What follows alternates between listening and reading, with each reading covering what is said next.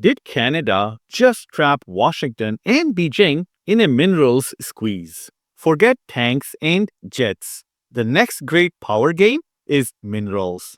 And Canada just walked onto the field holding a shotgun full of lithium, nickel, and rare earths. While Trump is signing billion-dollar mineral deals with Australia, Carney is building a G7 critical minerals production alliance that could decide who wins the AI, EV, and weapons race for the next 30 years. This is not abstract.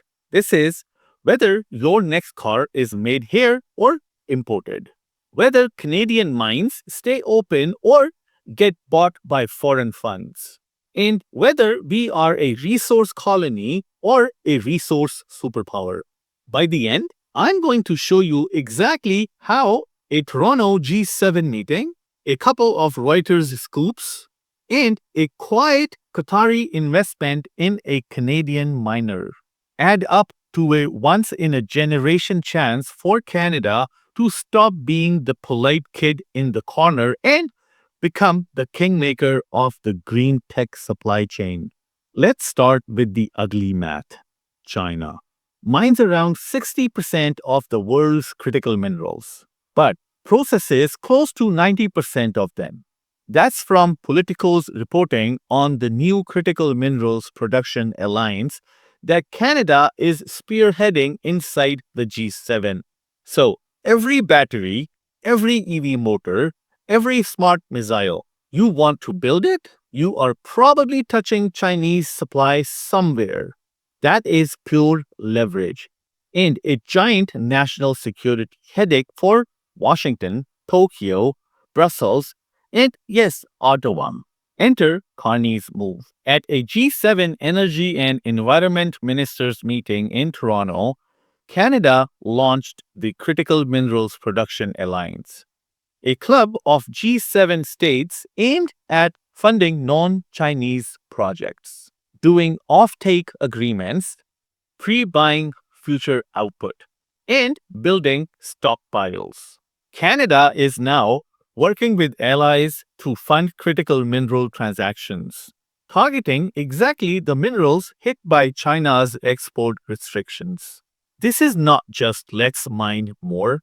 This is geopolitical industrial policy. Quick pit stop. Please hit like and subscribe if you like the content that I make. And join the membership or buy me a coffee if you want to help me keep this channel independent. Thank you. Now back to our topic. You want receipts? On October 31st, Reuters reported Canada is accelerating $4.6 billion worth of critical mineral projects under this alliance framework, including offtake deals with Rio Tinto and Novio Monde Graphite. The same day, Canberra announced an Australia-Canada Critical Minerals Cooperation Agreement, locking us together as trusted suppliers.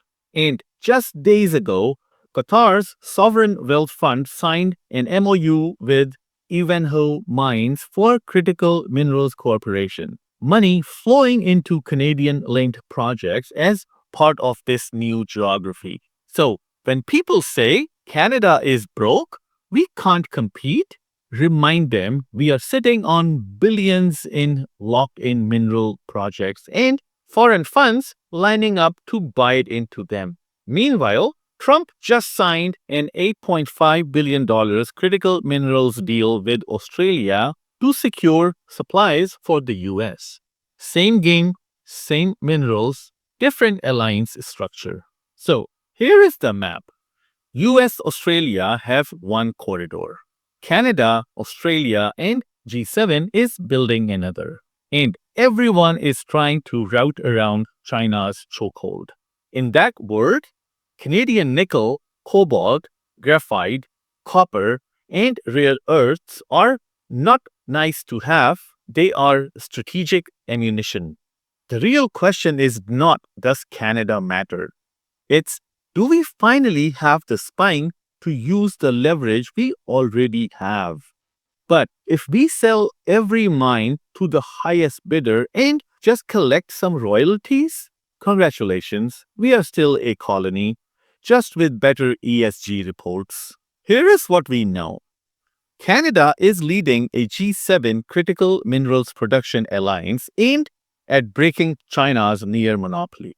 Ottawa is fast tracking about $6.4 billion in critical mineral projects and signing offtake deals with Rio Tinto and Novio Monde Graphite.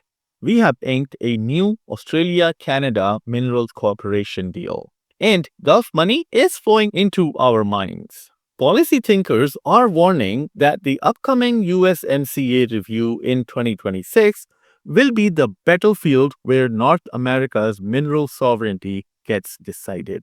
And here is what we don't know yet.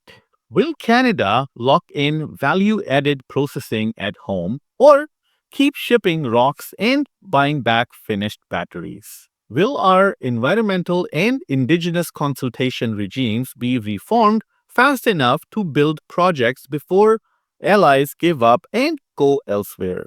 And when Washington inevitably says we need guaranteed access as part of security cooperation, will Ottawa actually say no to anything? That's the knife's edge we are walking. If we play this right, Canada becomes the swing supplier in every EV, drone, and missile system negotiation. The place investors have to come if they want secure rule of law production. And the country that can say to both Washington and Beijing, you want your green transition and your fancy weapons? You talk to us with respect, or you pay more and wait longer. If we blow it, we stay the resource colony with nice manners while someone else builds the factories and set the rules. So tell me this, buddy. If you were running Ottawa tomorrow, what's the one rule you would lock into law about Canadian critical minerals? Must be processed in Canada? No majority foreign ownership? Or wide open? Let the market decide. Drop it in the comments below. I read them all. And if you want more hard receipt breakdown instead of TikTok vibes, hit subscribe, slam like, and buy me a coffee so I can keep digging through Reuters and policy options while you live your life. Thank you so much for watching, and I'll see you in my next video.